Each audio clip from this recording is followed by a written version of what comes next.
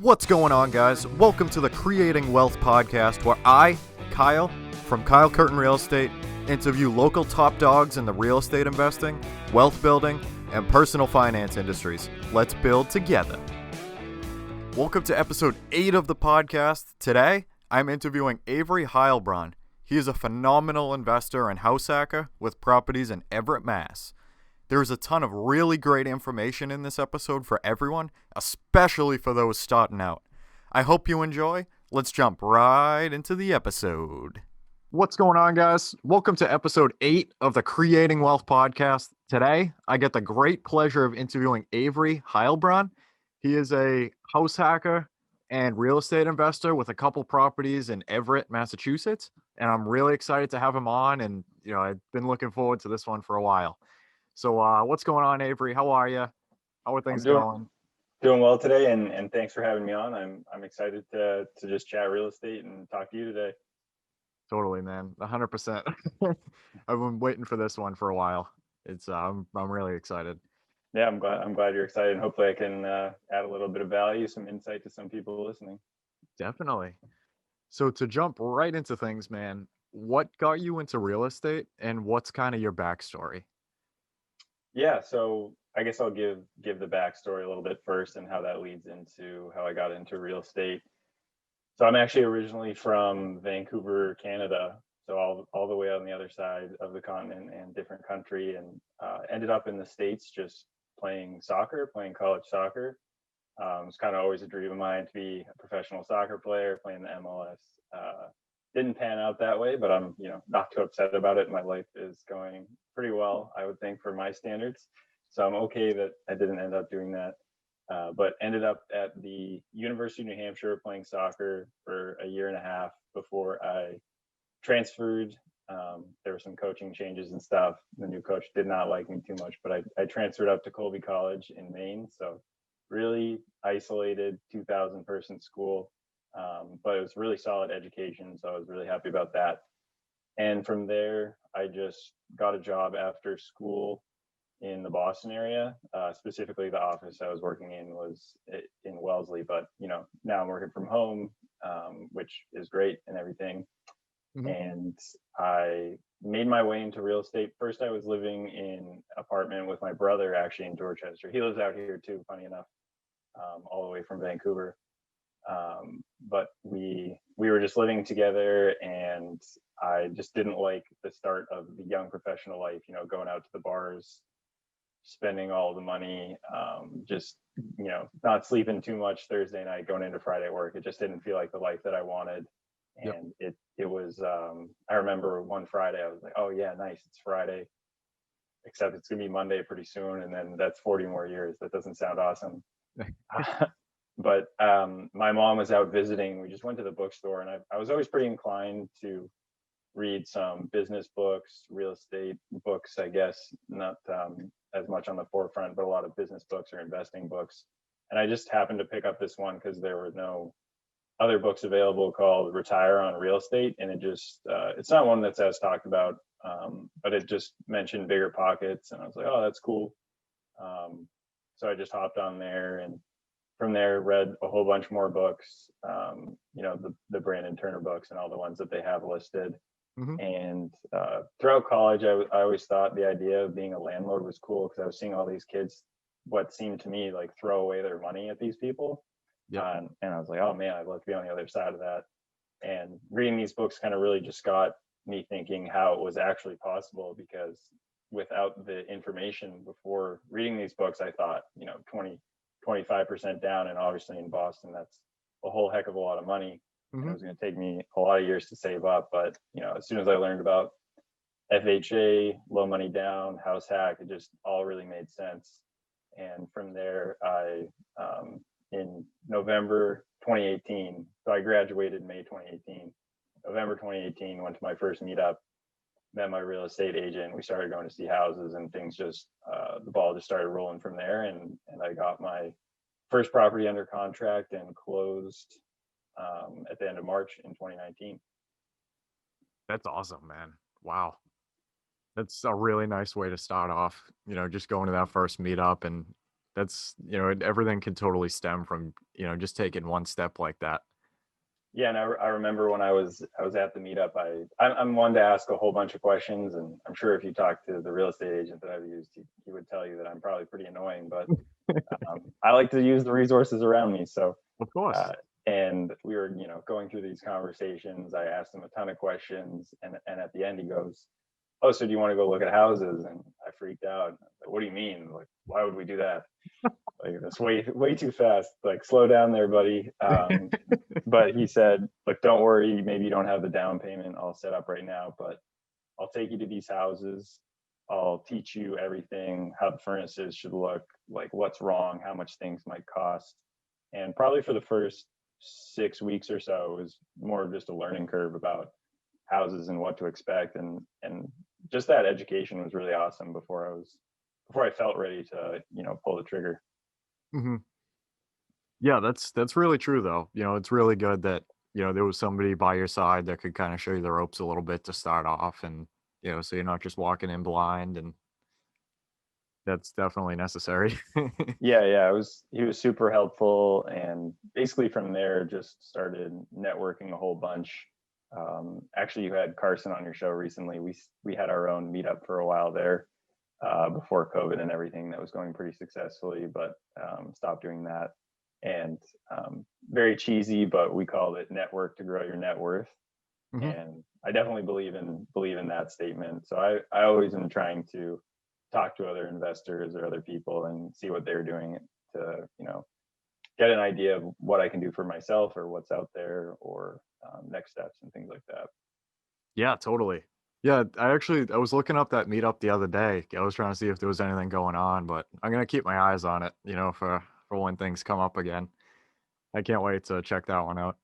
Yeah, we really, like, when I was going to meetups, I always hated when you get in there and then you're chatting for a half hour. The networking part was always my favorite, and then someone gives a chat, and then all of a sudden they're selling whatever course or book, and Yep. that's when I would walk out. So we really wanted to just have a pure networking event, and that's obviously a little bit more difficult to do over Zoom. Hmm. So Yeah, I totally agree with you. That it tends to be a lot of that kind of thing. mhm. But honestly though, like I was talking to somebody recently, I feel like in a way it could be maybe a little bit easier, in kind of a different way with everything going on and everything being digital or virtual. Like you could hit like 2 or 3 meetups in like a couple hours and talk to like a bunch of different people. But at the same time, it's not like the face to face, like real like swap business cards and shake hands kind of thing. But Right, that's definitely a good point. I actually hadn't thought about it that way. The way I had more thought about it is if you were the meetup host, and you can kind of just sell yourself and tell everyone why you're so yeah. great, which is cool and everything. But I don't know if that's what I wanted. Yeah, I don't blame you at I'm all. not that great, you know. I feel that, man. Um, what is your drive and your vision for the long term? So that's a good question, and something that I try to think about, kind of like your why and all that, and especially when things are Mhm. going tough or you're a bit stressed out about something. And I'd say my drive, more specifically to that first part of the question, would be to be able to give my future family, the same or better opportunities than my family gave me. So I'm always just striving to not necessarily make their lives easy, but not have something be hindered or in the way as to kids, wife, whatever, going out and getting what they want or doing what they want, and not having to worry about the health of the family, like just putting all that stuff, you know, behind money is not good. And I want to be able to not worry about the money aspect and be able to worry about everyone being able to do what they want, being healthy, doing the things that they want to do, living happily, etc. And in terms of long-term vision, I would say that there's been a number of things that I've been interested in, and it'd be cool to start some businesses at some point. And I've always said that I want to retire by 30. So I'm 25 right now, and I don't think I would ever actually, all these people who say they want to retire, we're all mostly type A people, a lot of these investors, you're not very good at sitting down and doing nothing. And I feel that wholeheartedly. So by the time I actually reached that financial independence stage, I want it more as a buffer. For example, someone at my work, he was working there for 13 years. He just got laid off the other day, and that's kind of it. And if I got laid off 13 years from today, I would kind of be like, nice, I still have all of this real estate stuff I can fall back on. And more specifically of a long term, I've always thought about having this 20 to 30 unit building that we quote unquote, me and my girlfriend house hack. And the, first floor would have whatever business or shop or store that we want to own. So we're really into making our own coffee. And my girlfriend ran her own coffee shop at school where we met at Colby College, where we both went. And so that would be kind of cool if we had our own business down at the front while living upstairs in the building, and have all of the apartments cover, our living expenses, as well as if any of the businesses go sour. So that would be cool. That would be wicked cool. That's a really cool vision. Yeah, and I think it would be fun to be part of a ground up development for something like that. I'm not experienced in those kind of things yet, but definitely into zoning and building and stuff like that. Yeah, that's going to be really cool. Yeah, we'll see if it comes to fruition or if any of those business ideas are any good, but it's fun to have that thought in the back of your head. Totally. Yeah, it'd keep you going and thinking big. I love it. I really like your why as well. I totally feel that, with a higher financial security, for kind of like, your family and like everything, that may come up over time, or, whatever, like things that might limit you from doing what you want, and kind of like the life you had versus like the next generation. I totally get that quite a bit. That's a really big one. Yeah, and I guess I'll give to an example of my parents. Obviously, your parents are the most selfless people. They're doing everything to make your life better. My dad specifically, he actually started his own business, and he always said, "Oh, if you're going to start your own business, as long as you work 24 hours a day, you're going to be totally fine." And I feel that he did work very hard, but at the drop of a dime, if I'm saying, "Hey, can we go outside and play basketball or whatever?" he's right there. Or he was coaching my soccer practices. And same thing with my mom. Like, she was putting everyone else first, making sure that the kids are happy, everyone was where they needed to be when they needed to be, and just doing the things to make sure that the family was doing well. Yeah, totally. Is the entrepreneurship kind of genes like in your family, or like just your dad, or? I don't even know if I would call my dad an entrepreneur. I guess he just did what he wanted to do. So I guess that is, entrepreneurship. But he's actually funny. He started his degree in Greek mythology and then dropped out after one semester. And then he was a sort of like semi-professional, professional cyclocross racer, which is when you ride your bike in the dirt, and it's just kind of a funny sport. But he did that for a while before starting his business. So he's definitely been someone who I have looked up to, of course. I never really thought of him as an entrepreneur, though, until I started doing this real estate investing stuff, because as you grow up, you're just assuming, oh, I'll go to college, I'll get that W-2 job, and that's that. Yeah. And it wasn't really until I realized that there are other paths in that I looked at my dad as more of an entrepreneur and someone who did what he wanted. So. Yeah, that's great. That's awesome. Would you mind telling the story of acquiring your first property and like any lessons you learned from it? Yeah, sure. So first property was a duplex in Everett, and it's right by the Night Shift Brewery where we had our meetup. So it was in a great little pocket of Everett. And so, like I said, I met the agent November 2018 at the meetup. We started to go see houses, and in December, I went and saw this place, and it was fully tenanted, 4-bedroom upstairs, 4-bed, 1-bath upstairs, 2-bed, 1-bath downstairs. And it was a funky little place, as in it smelled terrible and it was full of mouse poop. And it had some really interesting aesthetics. Anyway, but there was an interesting, I don't even know if it was a brother or sister or what the situation was, but like a 15-year-old girl and a 10-year-old boy who lived in the 4-bedroom.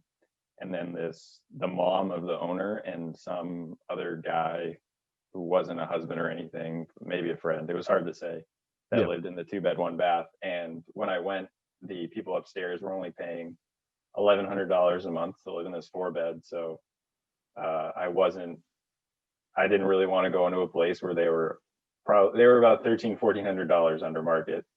And obviously that's a lot to deal with. They're going to be interesting tenants.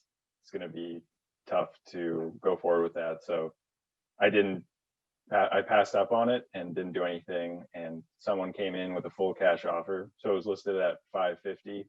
Yeah. And the full cash offer was $535.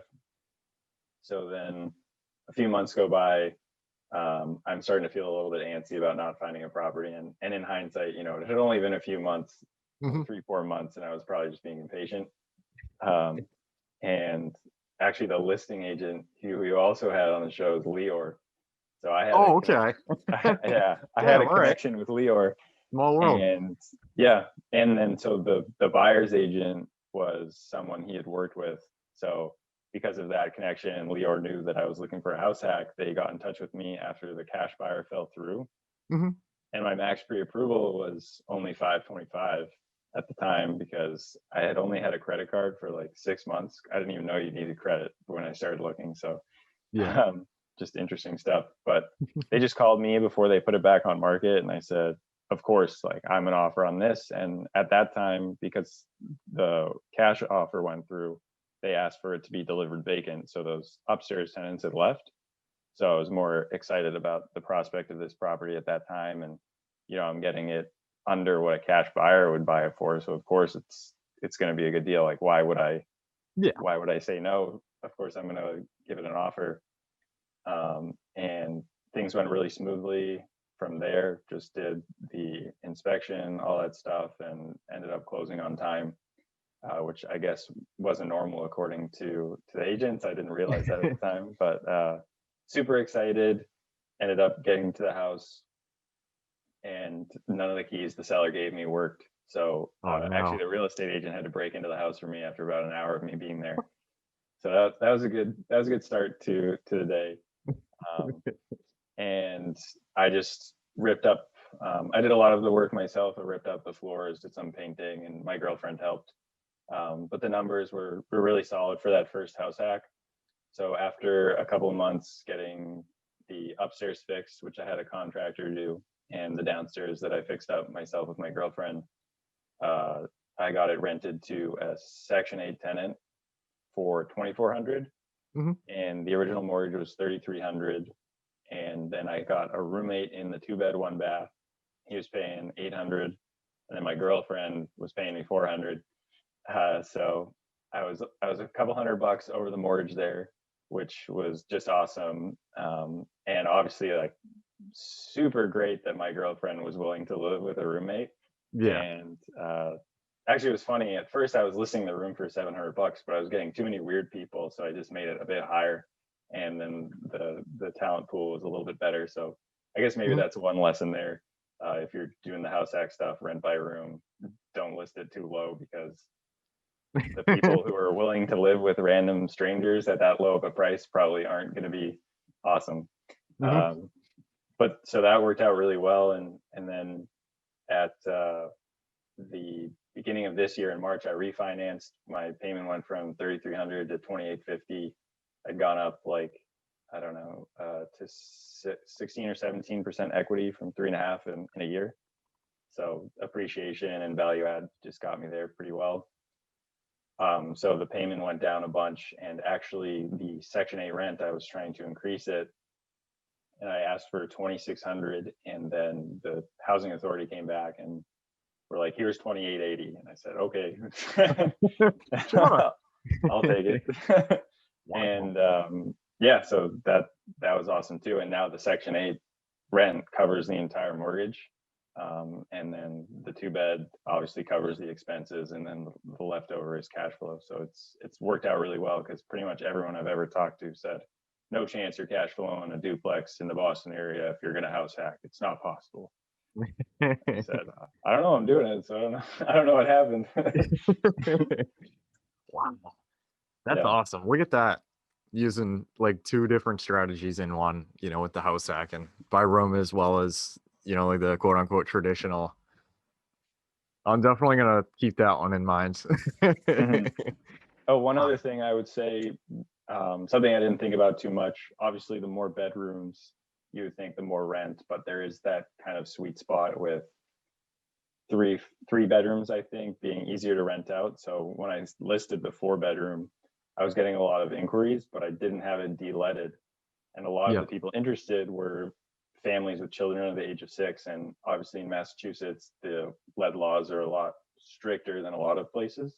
So I would say now, from experience, if I ever encountered a place with more than 3 bedrooms, and probably even 3 bedrooms as well, so I can especially open it up to Section 8. I love Section 8. I would for sure get it de-leaded, because it was 3 weeks into my listing the apartment that I got it de-leaded, because 90% of the applicants were families with children under the age of 6. So, wow, that sounds like it's definitely a big one to watch out for. Is it something with kind of like the bigger spaces with the lead paint, like the 3 or more, or is it just kind of like a coincidence? Or well, it's so the laws around it are, if there's any children under the age of 6, then it would be illegal as a landlord to not treat it, and you can't rent to them.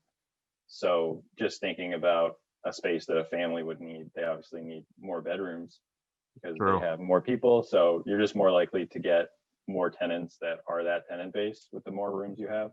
So it just kind of makes sense. 2-bedroom, 1-bedroom, even 3, you just have random roommates living together.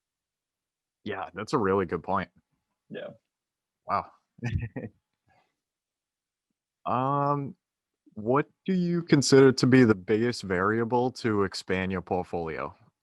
Like building a network, like marketing, like running numbers on properties, etc. Yeah, that's a good question. And I actually was thinking about this recently, and I think a lot of building a portfolio or growing a real estate business is all very simple in practice. So there's this quote that I like, by a professional footballer, and by footballer I mean soccer player. He says, "Playing football is simple, but playing simple football is the hardest thing you'll ever do."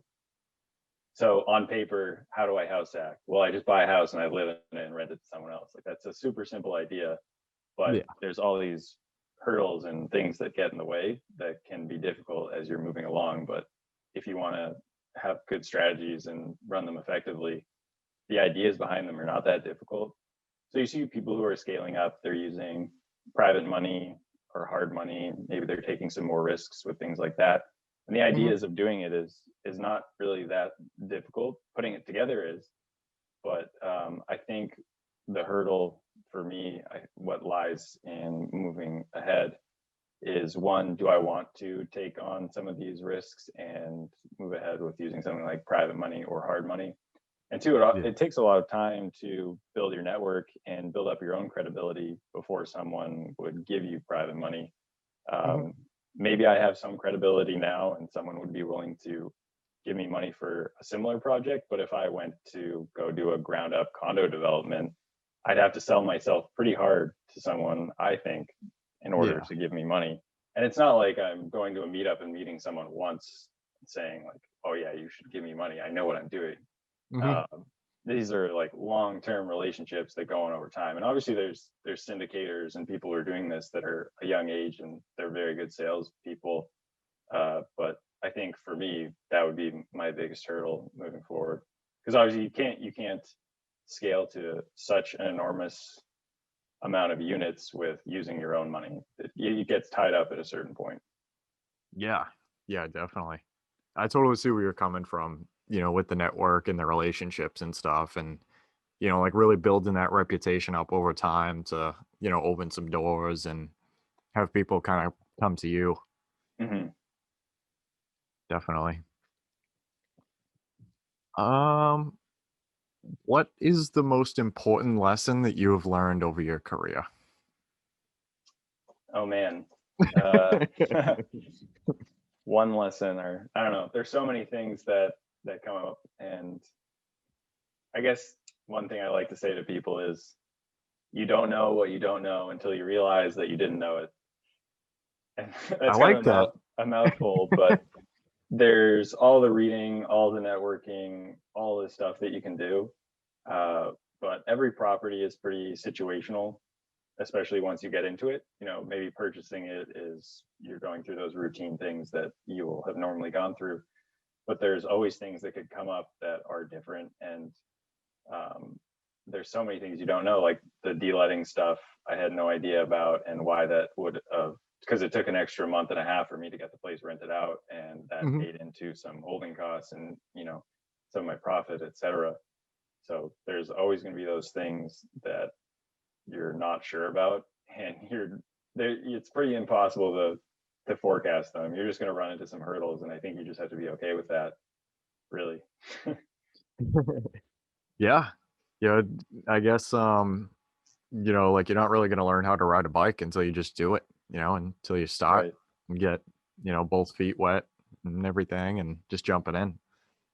Yeah, and I think also, if I'm allowed to say another lesson that I've learned, Go for it. is I think some really good real estate investors, you see people who do a bunch of flips in this area on multis or whatever, and they're really good at doing exactly what is necessary for the perfect return on their investment. So maybe they're not going to fix this thing, but they'll put that out so that it gets sold. And I think that I've learned that I like adding a lot of value to places. One, I see the money come back and the equity and whatnot, Yeah. but it's also important for me to just build a good relationship with a tenant and have that compassion, knowing that they're living there too. And I think it has helped with me living in both of the properties, that I know how the houses are, and I know what's good, and if I didn't fix these things, how it would have been. And just treating the people that you come into contact with as people, and not just someone who's going to help you reach your financial independence goals and just profit, I think is important for me, at least, to look at. Mhm. Yeah. I feel like that's kind of a big thing that doesn't really get talked about as much in this landscape is like, the people who are funding your properties and stuff like that. Or I shouldn't say that. The people who are paying your mortgage and like paying your bills and stuff like that and, giving you equity and stuff, they're not just like cogs in a machine. Mhm. Like it's like they're human beings. And you're right, like having a relationship, sounds like it's extremely important with these people. And, they're people just like you and me. And that's a really big part of it. Yeah, I don't necessarily mean to. I know some people will say, don't be friends with your tenants, especially if you're house hacking, because they can take advantage of you. And I do agree with that to a certain extent. And it's more for me just being respectful. So if my tenant Yeah. texts me, hey, this is wrong, always within an hour, half hour, I'm getting on fixing it. And I think that's kind of interesting too, because I've been a renter, and I'll text my landlord in the middle of February and say, hey, my heat's out.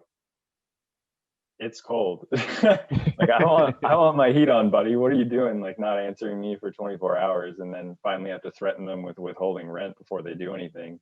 Whereas Yeah. if someone's telling me my heat's out and it's middle of February, I'm like, man, that is cold. I better fix it. Like, that sucks. This person is funding my new lifestyle, allowing me to live for free. Like, I Mhm. owe them at least what they're owed.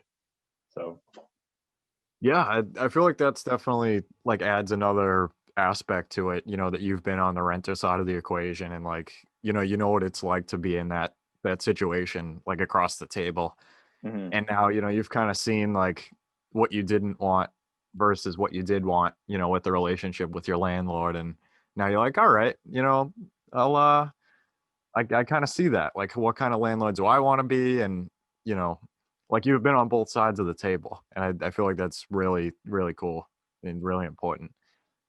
Yeah, and I think one example that goes to show how it worked out really well in my favor is with this Section 8 increase from the first year. Obviously, I went $480 up, which is a huge amount. Yeah. And I talked to the tenant about it before because she still pays a portion. Hmm. It's not the whole thing being covered by the housing authority. And I asked her, like, hey, what's your opinion on this? I'm probably not going to increase the rent next year, every other year after that. I just want to get it to a certain point. And she was so grateful, which is a weird thing for me to think. She was grateful that I asked her before I did it and got Yeah. her opinion about it. And maybe that's not always the best approach. Like my Section 8 tenant, she's the best. Their family is awesome. You know, they shovel the driveway, they're taking the trash bins out. Like they're just the best people ever.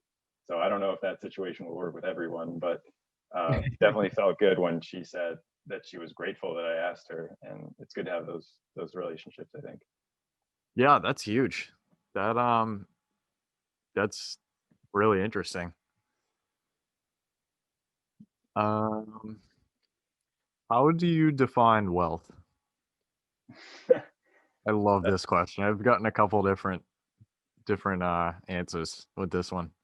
Yeah, and that is an interesting question for sure. And I would think that most people would be along the lines of it's not necessarily about the actual money, but more about your lifestyle and happiness and things like that.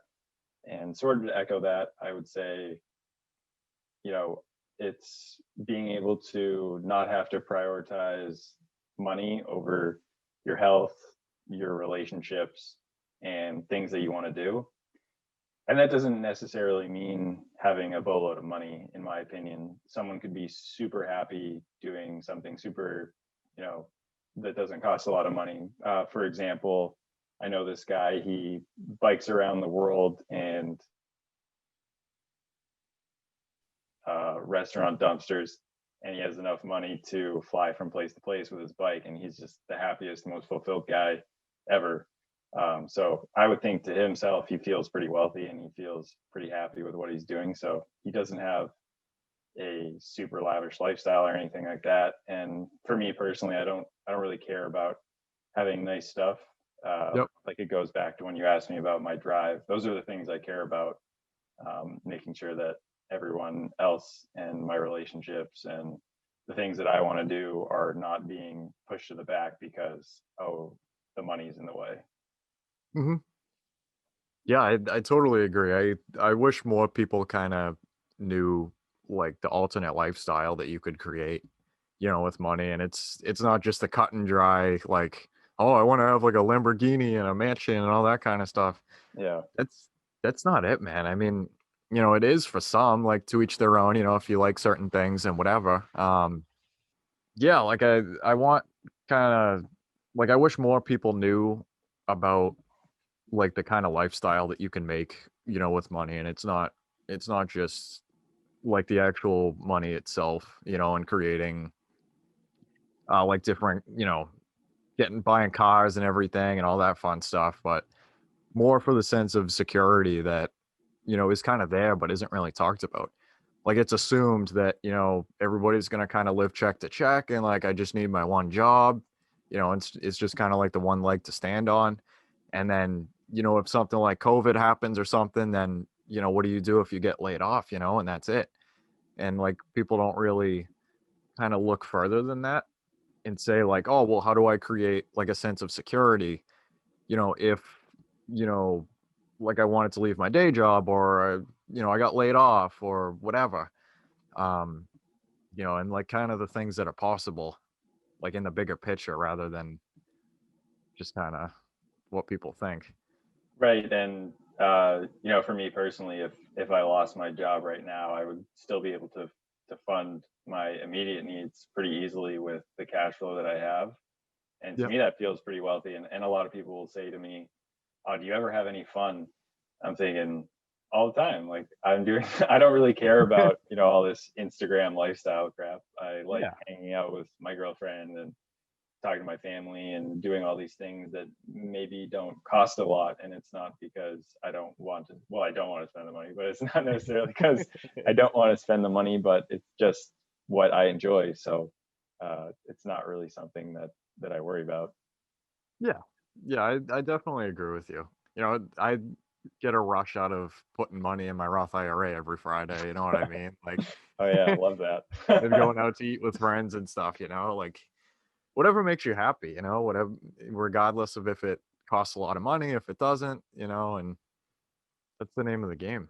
Yeah. Yeah, I love your point about the Roth IRA. Just adding to those accounts, like the investment accounts or whatever reserve, is just like, oh, nice. Like we're almost to that level, or I've gotten higher. Like that feels good. I love it. Not a lot of people, especially, like my parents and stuff, they don't get it, man. They're like, "Oh, you're putting more money into that thing?" I'm like, "Oh, yeah." I Yeah. love doing it. I look forward to Friday because of that. Yeah. No, it's a good feeling. It totally is. Yeah, I definitely agree. What are the most effective resources that have helped you the most far on your journey? Um, I would say for me, pretty easily would be people. Hmm. Um, I like to say pretty often, like, books are awesome. I think people in books. Uh, but I love talking to people who are more experienced than me and better than me because I can just ask them questions. And for some reason, in the real estate investing world, everyone is super willing to talk to you. It's really awesome. So people are always willing to get on the phone, tell me about what they're doing. Um, Last week, I spoke to a guy who was doing condo conversions in the city, and that's something that I would love to do at some point. It's just cool to pick their brain and talk to them. And starting out, same thing, getting in touch with this real estate agent who is an investor himself, very focused, taught me everything he knows because he could see the fact that I eventually would bring him more business later. And this just wasn't about one transaction. And I mean, Hmm. since then, I've used him to buy 2 houses, and I think I've referred him to like 6 people. I've probably made him like 100 grand in the last 2 years alone on commissions. Maybe not that much, but I'd like to start getting the commission checks myself. But yeah, I think people are just super important because it's just such an easy resource, especially like I said, in this space where everyone is so willing to give you an arm and a leg for no reason. And I think it's just because people before them did the same thing. And I'm kind of the same way. Like if someone has a question, I'm dropping everything to get on the phone with them and help them out because I also want to see them succeed because that feels good too. Yeah, yeah, definitely. That was definitely a big eye opener. Was kind of like how friendly everybody was, in like the real estate investing kind of space, like specifically. I didn't really know what I was walking into, like getting into this kind of thing. Like I didn't know if people were gonna be like, cutthroat competitive and everything. But it's really surprising how much, people want to help each other. I totally agree. Um, it's great to be able to like find the knowledge from someone and be able to help them out in other ways and be able to spread the knowledge to people starting out and everything. And that's something really special that I feel like isn't really in a whole lot of other things. And it's definitely really crazy, you know like how much everybody wants to build and wants to build together, and it's like really crazy things can happen. Yeah, And and it's I like your point about the cutthroat environment, and that when I was looking for jobs, at least out of school, that was something that I didn't want to be a part of because I know I had a lot of friends who were going to New York, getting into these finance investment banking jobs, and alums that I had spoken to said, "There's 10 of us on day one," and they tell you on day one, "There's only gonna be 2 of you here next year." So you can't really make friends with these people because you're trying to step on their toes. And I Yeah. was thinking, is that going to be what real estate investing is? It's big money stuff like this, but it's just not. There's so many deals to be had by anyone, and no one's really taking stuff away from you. If someone else buys a deal in Everett, that's cool. Now we're close together and we can talk even more. Yeah. It's not like you're taking something away from me. There's thousands of houses, tens of thousands of houses, multis in this town alone. So. Yeah, I love how that's kind of the norm, Mhm. like for everything that we're trying to do. Like you're right, even if, like someone's buying in the same town as you or whatever, like I feel like that would like make people happier, Yeah. instead of like, oh, he bought that house, like that should have been me, like that kind of thing. Now you can reach out to him and now you guys can take the town together, you know what I mean? Like Yeah, exactly. just make something bigger. And it's such a crazy environment. I love it so much already. Hmm. It's Yeah, I awesome. totally agree. Um, what is something that you thought about business, networking, or wealth creation that changed as you went along? Uh, hmm, that's a good question.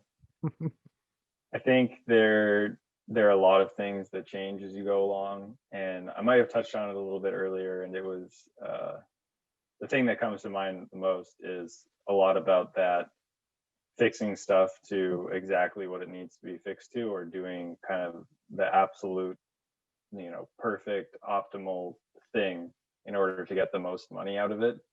I'm pretty big on, you know, mental health, wellness, all this stuff. And I Yep. think it's more important for me, at least, to not sweat over all of those little things too much and worry about the stuff that makes me, you know, fund that lifestyle that I want and what financial independence for me is all about. And it's not just being the most optimal operator of everything that I have going on. It's making sure that maybe I fix this extra thing while I'm living here, because then in a year I don't have to worry about another call or dealing with tenants or something like that, just because I know it'll help me sleep better. Hmm.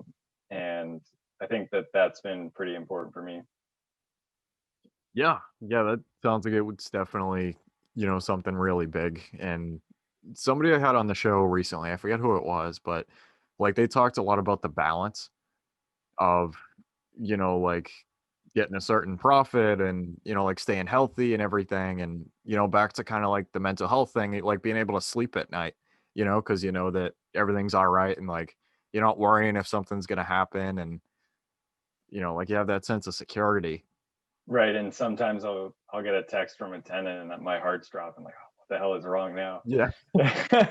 And I think, I don't know if that'll ever go away, but a lot of the time it's nothing, or it's something really simple to fix. And I guess another thing that has changed is going into a property or looking at stuff and being kind of scared about what you're seeing in front of you. Hmm. And you know, thinking like, how am I going to get around this? But absolutely everything that you encounter ever is fixable. That's why reserves are important, obviously, but nothing can't be fixed. So even if you're sweating about it, it's still something that you can make better and it'll add value. For example, right behind me is one of the other apartments, so it's kind of a split first floor. And after I moved in, I noticed some water going into the basement, and I was wondering where the heck it was coming from. And I had a plumber come by because it was right after I had the laundry get hooked up.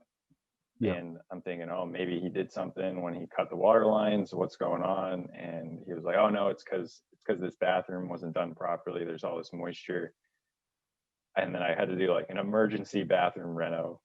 So the tenant had to go home for a week, and it turns out there was just this pipe from the second floor kitchen just leaking, 6 feet in above the bathroom, above my ceiling. There's actually a little bit of drywall damage right up here from the No. water. But it was basically, once they ripped everything out, just showering into the ceiling and into the basement. Um, and that kind of stuff, it was keeping me up at night a little bit, wondering like what is wrong. I can't figure this out. Yeah. And you know, obviously it was kind of a large expense, but again, had the reserves available, and now it's fixed. And not only that, it was something that will add tremendous value to the home and like builds equity in my pocket. And even while I was going through it, it might have felt stressful and whatnot. It's all positive now. It's all good stuff. Hmm. I feel like something definitely, um, like from experiences, whether they're good or bad, is like learning from it too. So now, like, like how you took care of that and stuff like that. Like you've been through that kind of thing before. So now, if God forbid something like that was to happen whenever, now you kind of know like what you might have to do and like what you did the last time and like who you have to call. Hmm. And it just adds to your knowledge. Yeah, for sure. Um What is your best piece of advice to new investors wanting to start and manage their rental portfolio? Hmm. We kind of Uh, dug into a couple different really big ones. yeah, yeah. I'll talk about starting first and maybe managing as two separate things. And Sure. uh, actually, someone asked this on Biggerpockets the other day, and I chimed in to the forums, a Boston-based person. And I think what happens a lot, everyone reads a book, whatever book it may be about real estate investing, and they're just hooked. Their mind changes. Everything they ever thought about life is just different now. Yep. And that happens to so many people. And then they read all these books and, you know, they do all this stuff, all of this learning phase. They're listening to every single podcast out there available, and they're taking in all of this knowledge. They're learning all this good stuff, but then they're not doing anything. And it's probably been said before on your podcast, not sure, but taking action, and not just action, but focused action, I think is very key. So if you're reading a book about this and that, and you're like, oh, you know what, I'm going to wholesale, but then the next week you're thinking, oh, fix and flip sound cool, and then you go to a webinar, Brandon Turner's like, oh, Burr's the best, Yeah. and then you're saying, oh, I'm going to Burr, but then you haven't even thought about what towns you're actually going to do any of this stuff in, or if you're actually going to do it, and you haven't taken any steps to figure out, one, how to do it, or two, where to do it, or any of the following things that go along with any of them. And you've learned all this cool stuff, but you haven't done anything. And it feels like you're doing stuff when you're listening and digesting these podcasts, which you are doing things, but if you don't take what you're learning and do something with it, it's all kind of useless. And like I said, really specifically honing in on what you want. So when I was looking at the house hacking, I read the book and learned what house hacking was, and I said, you know what, that's what I'm going to do. So many people start out like this, not going to look anywhere else. All right, what towns do I want to look in? And I looked at, it's mostly based on your pre-approval what towns you're looking in, but I'm looking in these towns. This is what makes sense. This is where I want to be. And I'm going to go to open houses. My real estate agent is going to teach me about them. I'm going to learn how to write the offers and the process of the inspection, appraisal, all that good stuff. And really just taking that action, you're going to learn a whole lot more too than just listening to the podcast, because everyone talks on these podcasts, and I probably do it myself, but you're talking about all these positive and good things that you've done. There's a whole bunch of bad stuff too, and things that you did that were really stupid, and Yep. only you get to learn those while you're taking action. And like I said earlier in the interview, you don't know what you don't know until you realize you didn't know it. And Mhm. there's so many of those learning opportunities when you actually take action that are just vital to improving yourself as an investor and a person. Yeah, definitely. I forget. I think it might have been Carson actually last week. We were talking on the podcast, and he said, I forget who quoted it originally, but it was like, if information was how you got wealthy, then we would be billionaires with six-pack abs, I think. Oh yeah, that's a good quote. I forget who said it, but it's so true. Like, the Mhm. information is out there and everything, and like consuming it is great, don't get me wrong. But then you actually have to take the next step to execute on that and actually like um turn that knowledge into like something tangible. Yeah, and I think a lot of people do this introductory period of learning and reading the books, and they feel that burnout because they're listening to all these really cool people on these podcasts who've done all these great things, and they're feeling left out, like they haven't done anything. And it's like, well, you haven't tried to do anything. So if you just Yep. try and get focused, then it'll probably work out for you. Because like I said earlier too, it is a pretty simple idea of what you're doing, and you just have to know what steps to take. And if you just take them, there's going to be those things that come up, but you're going to be able to handle them. It's, Yeah. everyone does. People have been doing it for a very long time. Yeah. Yeah, I actually have sort of a funny quote, and I kind of throw it around here and there and change it up a little bit. But instead of don't dream it, just do it, I say, don't dream it, just do what someone else did who's smarter than you, and you'll be fine. Yeah. And even like you don't even have to reinvent the wheel, so to say. Like, so many people have done like real estate investing and stuff for a really long time, And like the principles alter a little bit, but I mean, if you boil it down, like the principles have been the same for a really long time. And even like, kind of what we were talking about earlier, like with the networking and starting out, like you started out by going to a meetup one night at night shift. And would you say that was kind of like the spark, like that would kind of started everything? Yeah, and like I said before that, I was just reading and doing all that stuff. But once I actually went to the meetup, it was game on. Yeah. Like I was ready to go, and I was actually doing things. Yeah. Yeah. You took action, Hmm. and then like you're surrounded by a bunch of like-minded people and you met, the agent that you were working with, and, things just started taking off from there. So like, it's not like, you have to do this huge monumental thing, like to get started, even like just to go to one meetup or something like that. There's a good chance that could probably change a lot for a lot of people and really Yeah, like get the ball rolling. yeah, it's for sure. It's like that book that changes your way of thinking, but then it's that first step that actually gets you going. Hmm. I totally agree, man. What is a common myth about building a portfolio that you want to debunk? Hmm. Uh, Maybe some of the things that I've said have kind of touched on it, but Mhm. I think a lot of the time, and that this is probably boiling it down to kind of keeping it simple, but a lot of the time people assume they have to get super creative with everything and do all this crazy stuff to get deals. And people are saying, how do I get a deal with paying no money? How do I house hack? How do I do this without any money? And it's like, well, you probably shouldn't.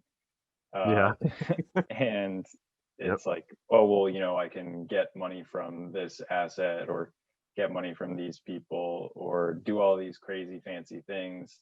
If you were a syndicator, people talk about like getting money and you're structuring it in these weird waterfall ways. I don't even know what that means, but people throw those terms around and you're Yep. just sounding smart, all these finance terms or whatever. And Yeah. you can get into that type of stuff. But it's just not, it doesn't need to be difficult, I think, is what I'm trying to boil it down to. I think a myth that everyone thinks it's so hard, but if you think about it, what did I do when I bought both of these properties? I saved some money. Yep. I bought a house and I've lived in it, and it just so happens that some other people lived in it, paid me some money. Yep. like it's not that uncommon for people to live with roommates, so I would love to live with roommates who pay me. Yeah. So and I mean, I just did the same thing again, where I saved up more money. And obviously, because I wasn't paying rent and I was getting a little bit of money over the mortgage, I was able to really speed up that savings compared to the first time. I just did the same thing again. And, I could do this year over year over year. Might get tiring to just move all the time. Yeah. So that's where you want to maybe get a little more creative and do some different things. But again, if all I did was own these two places, 10 years from now, I would, pretty much maybe not be a millionaire, but be pretty well on my way. And Pretty like close. rent really increases and the Yep. home prices in the Boston area appreciate like crazy. So I don't feel like I did anything that fancy. Hmm. I just house hacked like every other person on Biggerpockets who started out pretty much says what they did. So Yeah. Yeah. Yeah. I really like that though, to kind of like it's as complicated as you make it. And, mhm. to really boil things down and start to understand things. And, I totally agree with you. Like it doesn't take like a master's degree in finance to buy a piece of property and have it make you money. It does take a lot of due diligence and, a lot of homework and stuff like that and work. But what good thing doesn't take that kind of thing? Right. And also, like you said, it doesn't take a master's degree. You see all these people who turn 18 become real estate agents, or all Yep. these people who are in different trades, or all these people who say I hated school or sucked at school, and they're just crushing it in real estate. And it's because they understand the key principles and because it's exciting. I think a Mhm. lot of people say, like, oh, I didn't really ever care for learning or, school and stuff, but now I love learning about the stuff that I want to learn about because I can, because, no teacher is telling me to learn about history or whatever that I don't find interesting. Yeah, I totally get you. I definitely feel that one like really close because in school, like I never really liked to read or anything, but Hmm. then I picked up Rich Dad Poor Dad one day, and that started something insane Right. that's Yeah. gonna be there for the rest of my life. I'm constantly buying books and reading something, and well, like once you find something that you want to learn about, the sky's the limit. Yeah, and I think that would probably happen for anyone who would find the right book, no matter the space. Like Yeah, as soon as you know what you actually are passionate about and love to learn about, you wouldn't want to put it down because just very engaging for you. You get more energy from reading the book rather than, it's I'm 10 minutes in the library and I'm falling asleep because I don't even know what's going on in this book and I haven't retained any of the 2 pages that I read. yeah, exactly. Yeah. It's such a game changer. Mhm. Now, we talked about this question quite a bit. It is, do you read? And what is your favorite business, investing, or real estate book that you would recommend to anyone?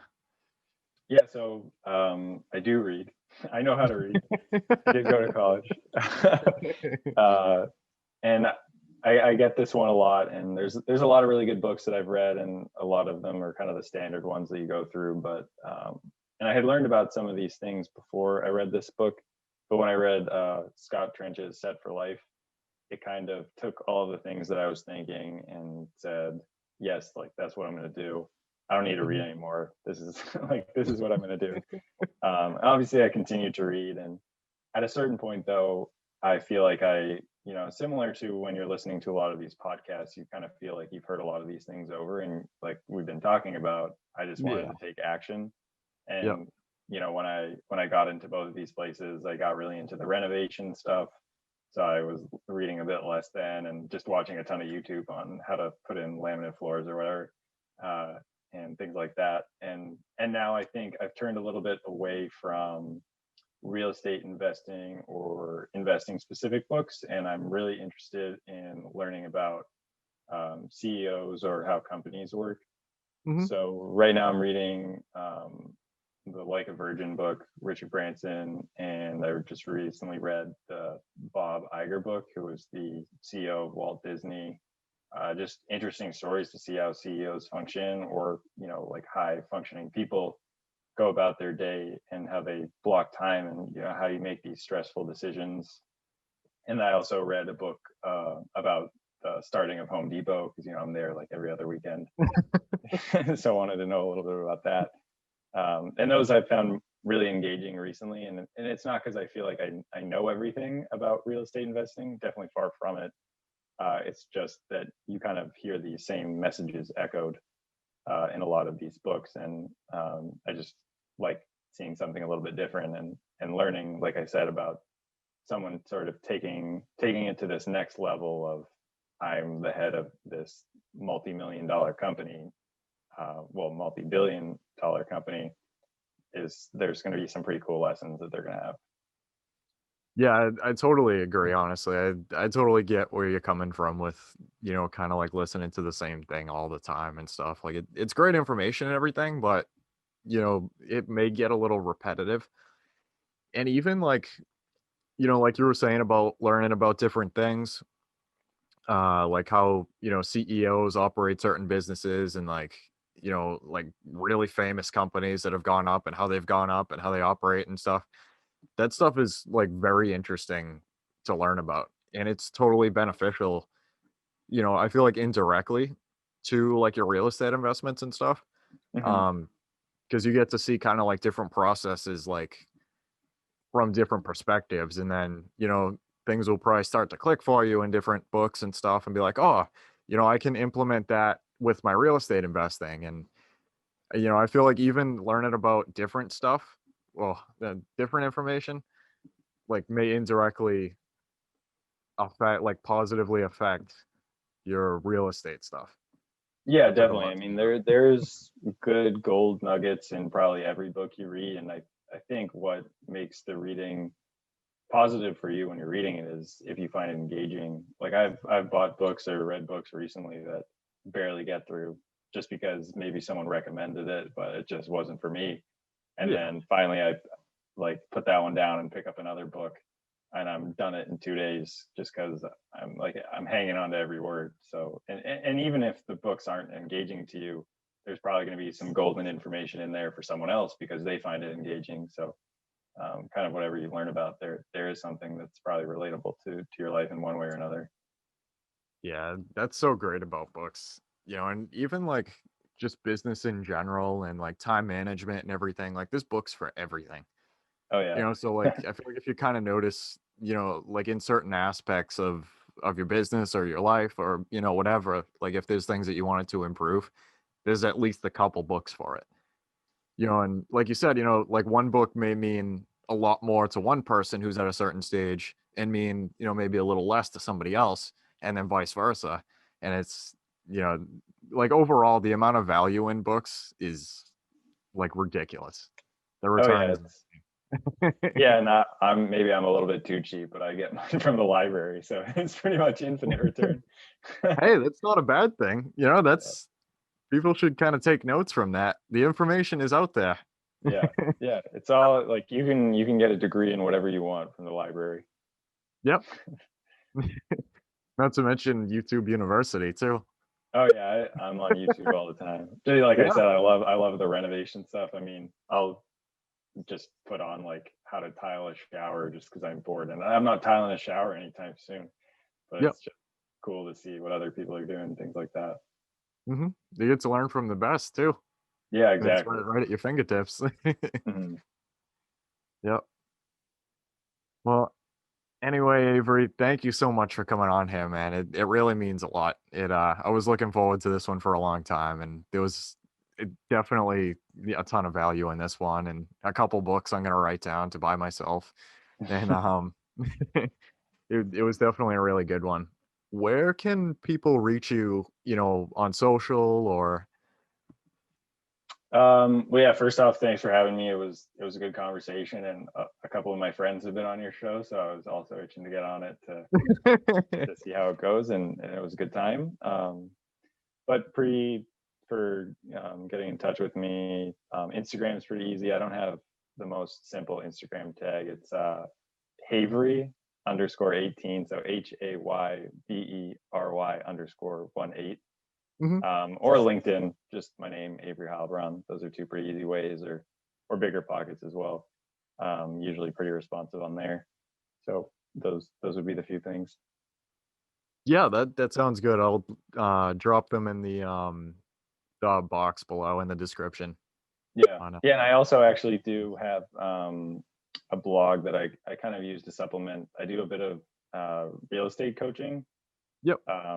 So I use the blog as kind of some talking points about things that people can work on, stuff like that. And like I said, I'm into the renovations, so I did start, and it was mostly because of quarantine and boredom, a little bit of a DIY channel. So I think me and my girlfriend are up to 13 subscribers, so we're crushing it.